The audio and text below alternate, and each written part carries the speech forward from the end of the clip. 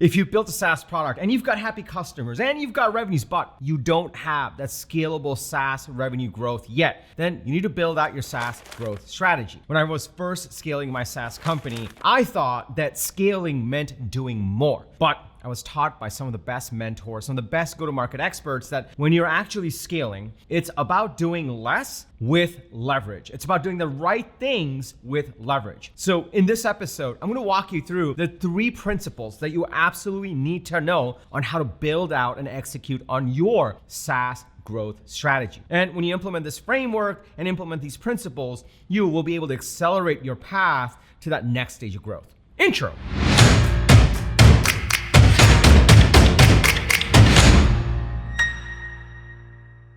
What's up, everybody? Welcome to Unstoppable. I'm TK, and on this channel, I help SaaS founders like you grow your SaaS businesses faster with an unstoppable strategy. Now, if you're new to this channel, welcome. I drop an episode every single Sunday with actionable strategies and tactics. So be sure to hit that subscribe button and that bell icon. That way you'll get notified every single time I drop an episode with the TK energy. Now, if you're already part of this community, we just hit 82,000 subscribers. We're growing faster than ever. My people, welcome back. It is truly an honor and privilege to be serving you, and it's really awesome to see you over here. When my last SaaS company hit $1 million in ARR, this was ToutApp, I thought to get to 3 million, I just needed to do more. We had just raised the Series A, we were thinking about hiring, we were thinking about scaling, and my gut told me, all right, we just need to like 10x and amp up on everything. But thankfully, along with the Series A check, you get some really smart mentors, you get to hire some really smart people. And in that year following, we actually grew 300%. But it wasn't from doing more. It was actually from doing less, but doing the right things and doing it with leverage. So that's where I really learned this SaaS growth strategy framework. Fast forward to now, I've coached hundreds of founders. We've given out trophies for founders that were a little bit of revenues to get to $1 million ARR. We've gotten founders to 3 million ARR. We've added tens of millions of ARR to companies that are scaling. And we actually give out trophies for these folks, which is a lot of fun. Based on everything that I've learned, based on all the founders that I've coached and all the success that I've seen, I'm gonna walk you through the 3 principles on building out your SaaS growth strategy. So if you're excited to dig in to principle number 1, go ahead and smash that like button for the YouTube algorithm, and let's get right into it. So in the theme of doing less but with leverage, principle number 1 is about building out your ideal customer profile. The big thing that I learned is, let's just say you're at 100K in ARR and you want to get to 500K, or you're at 500K and you want to get to $1 million, or you're at $1 million, now you want to get to 3 million, or you're at 3 million, you want to get to 10 million. And any one of those inflection points, this is considered early stage. And in early stage, the natural inclination is to say, oh, let's go after multiple markets, multiple personas, multiple segments. But what I found for every single company that I've helped scale is that actually focusing in on a very specific ideal customer profile yields faster growth and faster results. Everyone thinks they have an ideal customer profile, but what I found is over the years, as ideal customer profile has become kind of a standard vernacular, I'm sure you have thought about it, and in your head you have an ideal customer profile. Not every founder goes through an ideal customer profile exercise to actually build a proper one as part of their go-to-market strategy. So whenever I'm doing an ideal customer profile exercise, I bring 3 things to the table, and I get founders to do the same. I bring data, and then we look at it qualitatively and quantitatively. We look at the numbers, and we look at what do we know about these ICPs that we're considering, and what can other kinds of external data that can we get beyond the internal numbers that we have. And based on that, let's look at the numbers and let's make a judgment call on what's the ICP to double down on. Anytime I've seen a company pursue multiple ICPs when they're looking to scale in the early stages, I've seen them fail. Anytime I've seen a go-to-market team try to take on multiple ICPs, I've seen them fail. But every single time a founder really honed in on the right ICP. They considered different ones, they didn't hedge, they didn't try to come up with this one magical message to hedge against 2 different ICPs. They didn't split their attention. When they doubled down on the right ICP and did the process in the right way and mobilized it, scale actually took place, growth took place. And that was the same case in every single company that I've personally scaled as well. And a lot of times people think an ICP is a simple exercise exercise, but I've seen ICPs done at 100K ARR, 500K, million, 3 million, 10 million, upwards of 500 million in ARR. When we sold Toutapp to Marketo, I joined their executive team and I was their SVP of strategy. And one of the big exercises we did was a proper ICP exercise at that kind of revenue number. And that's actually what allowed us to take Marketo and unlock growth and sell it to Adobe for $4.75 billion. So in every inflection point of growth, doing a proper ICP exercise is principle number one in building out your SaaS growth strategy. Once you have your ideal customer profile, then comes the second piece. The second piece is to build out your manifesto. I believe that every single founder should have a manifesto. The manifesto is your call to arms. Like, let's be real. At some point, you woke up one morning and you decided to start a company. You decided to take it 0 to 1. You decided to build a product. And here you are. Now you have customers, you have revenues, which is probably a dream come true to begin with, but you've moved the goalpost. Now you want to get to 1 million or 3 million or 10 million, whatever your next stage of growth is. But first, just be proud of yourself. Second, as we look at that growth, you have to remember why you started the company. And the reality is, most of your customers don't know about you. They don't know why you started, why you're different, how you actually position against the competition, and why they should choose you and trust you versus maybe a well-known brand in the space. This is where a manifesto comes in. And I'm a big believer that every single founder should have a true manifesto, and they should use that to communicate into the market.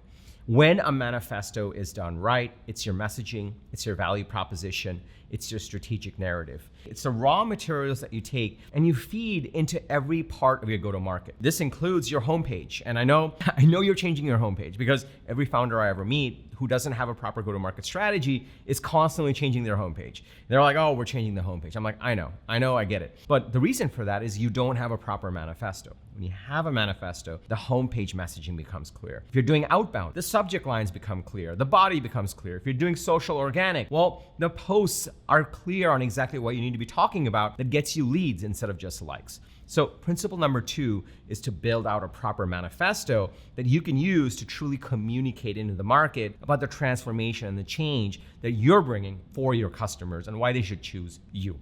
Okay, now, before I go to the third principle, let me pause here for a second. One of the biggest things that I have learned is there's a huge difference between execution versus strategy.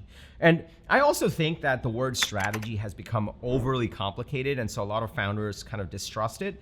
To me, like if I'm working with a founder, when I'm working on a company, all strategy is making choices. Because if you don't make a choice, then someone else is making it for you and it's a suboptimal choice. But the better the choices you make and how you run your business, the more successful you're going to be, which is what strategy is. And so these first 2 principles are not about running that ad or doing that outbound, because I meet plenty of founders who are like, hey, we've sent 15,000 outbound emails and we just got no responses. Or we've been spending money on this ad, or we've been spending money on this agency and we just aren't seeing the response. Or we're getting leads, but the sales cycle is stuck and it's taking forever and we're not winning the deals. This is where the strategy is the problem and not so much the execution. You get the strategy right, your ICP and your messaging and your manifesto, then the execution becomes more effective. So if you're starting to see the power in this, can I just get a yes in the comments below? If you have a question, put your questions in the comments below. I'll always answer. And also smash that like button for the YouTube algorithm. It just loves it when you do that, and so do we. Also, if you're in this stage where you're building out your go-to-market strategy and you're looking to scale your company,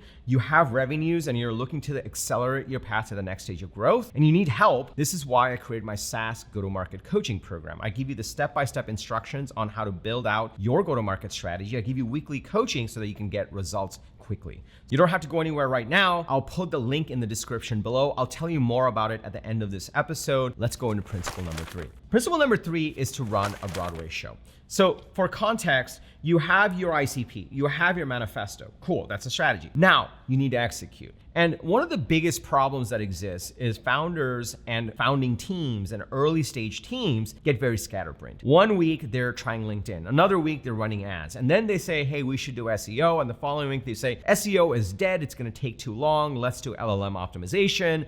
And then they're on TikTok. It's all over the place and it's not enough time to actually make anything work. I'm a big believer in running a Broadway show. A Broadway show is where you have a really, really great message and you have a really, really specific target. That's your ICP and your manifesto. And you run a consistent set of activities to bring that manifesto to your ICP on a consistent basis. Now, this creates two things. One, it creates pipeline. That's actual leads and sales opportunities or trials, depending on your revenue motion. And it actually creates revenue because you have the right messaging so that you can win the deal versus just getting a bunch of leads of tire kickers. Whenever we're architecting a Broadway show in this consistent motion, there's 3 points that I always look at. First is pipeline generation. Now, a lot of times marketing and sales and go-to-market is like really conflated and people don't even know what each of those mean anymore. So I'm a big believer in very clearly explaining like, look, there's 3 things we got to nail in your Broadway show. The first one is pipeline generation. So we need to be very clear on how we're going to generate pipeline. This is how do we get the attention of our ideal customer profile with our manifesto, our messaging. Now, just because you got a bunch of likes doesn't mean you got leads. So it's super important that we're doing this in a way where we're generating ICP leads, fit leads. The second part is your sales process. Now, for half the companies I work with, they're product-led. So there's a product-led funnel we're taking them through. And the other half, they have a sales process. Some are in the mid-market, some are in the enterprise, and the length varies, but there's a system we put in so you have a proper sales process. A lot of times when founders are running their Broadway show, they're running their go-to-market motions, they forget about these 2 distinct pieces. One gets the attention and the other converts the attention to real revenue. So when you're thinking about your Broadway show and your go-to-market strategy, and you want to think about pipeline generation, how do we get their attention and turn it into leads? And then you want to think about your sales process. Now, you could be product-led, so you need a proper product-led process, or you could be sales-led. And if you're mid-market, you need a mid-market process. If you are an enterprise, then you need a totally different enterprise process so that deals don't get stalled. And you also want to make sure that for a 5K deal, you're not running a 6-month process because then you're doing the work of an enterprise deal, which should be a 100K, 200K, 500K deal. You only get 5K. So it's important to architect the process. Now, one of the last things that I do as part of this Broadway show that I recommend for you is to establish the right metrics.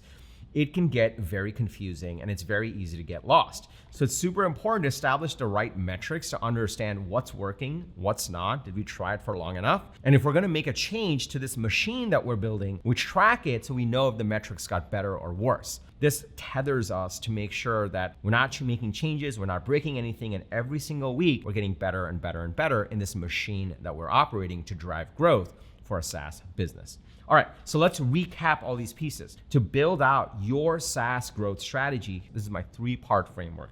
Number 1, do a proper ideal customer profile exercise. Number 2, once you have that ICP, build out your manifesto that's going to differentiate you in the market. And then number 3, once you have the manifesto, once you have the ICP, you have made choices. These are important choices. You have a strategy. Then it's about the execution. And this is where you kick off a consistent Broadway show. The Broadway show should be generating pipeline and converting it to real revenue. And you should be tracking the metrics so that you know what's working and what you should be doubling down on. And that's how a proper SaaS growth strategy comes together. And now you know exactly the 3-part process I've used for my own companies and for all the founders that I coach. Now, what you may not know is, TK, how do I do a proper ideal customer profile exercise? What data should I look at? And I have 2 ICPs or 3 ICPs, and they both look great. And I totally understand that I can't hedge against all 3. Which one do I pick? You may also be wondering, how do I build out my manifesto? Like, I can explain why we're so great and why we're 10 times better, but how do I really communicate that? How do I communicate the transformation? How amazing our product is to our potential customers? How do we communicate it so we differentiate from the competition through a manifesto? You may also be wondering, well, with the Broadway show, should we do ads? Should we do organic? Should we do SEO? What channel do we pick? And how do we do each of those channels? And what metrics do we track to know if this is working well? If you're grappling these questions and you actually need help to figure out how to make these decisions and you want to execute on it, well, this is why I created my SaaS go-to-market program. My SaaS go-to-market program gives you the step-by-step framework to follow to implement all these pieces for your SaaS growth strategy. And as you implement each of these pieces, you get my weekly coaching to make sure you get results quickly. Now, it's an incredible program. So if you'd like to join the program, just go to tkkader.com/GTM. tkkader.com/GTM, and you'll get all the details on that page. One of the things that I know is the better the fit, the better the results. So in order to join the program, all I ask is you fill out a small application form. In that form, we'll ask you some simple questions about where you are in your SaaS business, what you're struggling with, and what your goals are. And if it's a fit, we'll get you onboarded and we'll get to work right away to build out your SaaS growth strategy so that you can accelerate your path to the next stage of growth. So just go to tkkader.com/GTM for all the details, and I'll also link to it in the description below. And also, if you got value from this video, please smash that like button. That way the YouTube algorithm knows that this is valuable content, which hopefully it is if you're still watching. And also it just helps us out because we put a lot of love into these videos. If you have a fellow founder, if you have a team member, if you're part of a Slack group or WhatsApp group or community of other founders, please share this video with them. We want to serve as many SaaS founders as possible to build incredible companies and scale them. And also, I drop an episode every single Sunday with actionable strategies and tactics. So if you haven't already, join the 82,000 subscribers that we have of founders that are all building SaaS companies. Just hit that subscribe button and that bell icon. That way you'll get notified every single time I drop an episode. And lastly, remember, everyone needs a strategy for their life and their business. When you are with us, yours is going to be unstoppable. I'm TK, and I'll see you in the next episode or inside the SaaS Go-to-Market program. Take care, everybody.